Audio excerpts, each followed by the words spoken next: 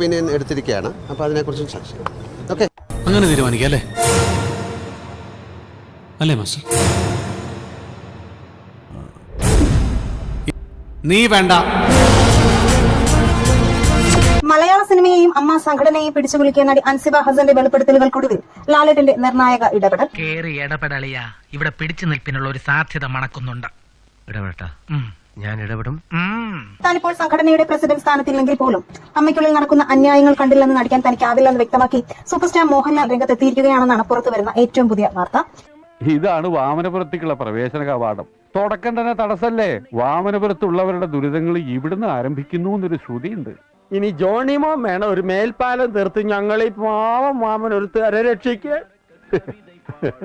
കഴിഞ്ഞ കുറച്ച് ദിവസങ്ങളായി സോഷ്യൽ മീഡിയയിലും മാധ്യമങ്ങളിലും കത്തുന്നത് അൻസിബ ഹസനും ടിനി ടോമും ഉൾപ്പെടെ അമ്മയിലെ ആഭ്യന്തര തർക്കങ്ങളാണ്. തനിക്കെതിരെ വ്യക്തിഹത്യയും കടുത്ത മാനസിക പീഡനവും നടന്നുവെന്ന് അൻസിബ പരസ്യമായി തുറന്നു പറഞ്ഞിരുന്നു. ശ്വേതാ മേനോന്റെ നേതൃത്വത്തിലുള്ള ഇപ്പോഴത്തെ കമ്മിറ്റി അൻസിബയോട് വിശദീകരണം ചോദിച്ചെങ്കിലും നിഷ്പക്ഷമായ ഒരു സമിതി വേണമെന്നാണ് അൻസിബയുടെ ആവശ്യം. നിനക്ക് ഇവന്റെ കഴിവ് ഇപ്പോഴും മനസ്സിലായിട്ടില്ല. അല്ലെങ്കിൽ ഞാൻ ഇവനെ പിടിച്ചോണ്ട് വരുമോ ഇവിടെ? എന്നാ ഞാൻ വേറൊരു പാട്ട് പാടുകൊണ്ട.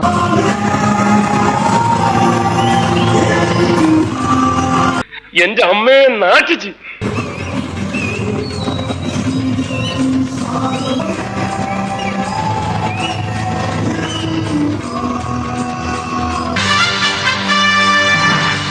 നീ എന്താടാ ചാണാൻ ചവിട്ടിയ പോലെ നടക്കുന്നത്?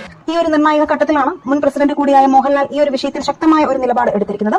ലഭ്യമാകുന്ന വിവരങ്ങൾ അനുസരിച്ച് അമ്മ സംഘടനയുടെ ഇപ്പോഴത്തെ നേതൃത്വത്തിന് ലാലേട്ടൻ കർശനമായ ഒരു മുന്നറിയിപ്പ് നൽകി കഴിഞ്ഞു. പ്രസിഡന്റ് സ്ഥാനത്ത് ഞാൻ ഉണ്ടോ ഇല്ലയോ എന്നതല്ല കാര്യം, സംഘടനയ്ക്കുള്ളിൽ ഒരു സ്ത്രീക്ക് പോലും സുരക്ഷിതമില്ലാത്ത അവസ്ഥ ഉണ്ടാകരുത്.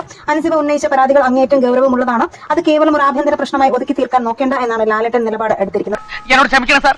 വേണ്ട, നിന്നെ കണ്ടപ്പോഴേ നിന്റെ ഒരു കള്ള ലക്ഷണം ഞാൻ ശ്രദ്ധിച്ചു. സാർ അത് ബൈ ബർത്ത് എനിക്കുള്ളതാ. ആക്ച്വലി ഞാൻ പാവമാണ് സാർ. ഒരു തവണത്തേക്ക് എന്നോട് ക്ഷമിക്കണം സാർ.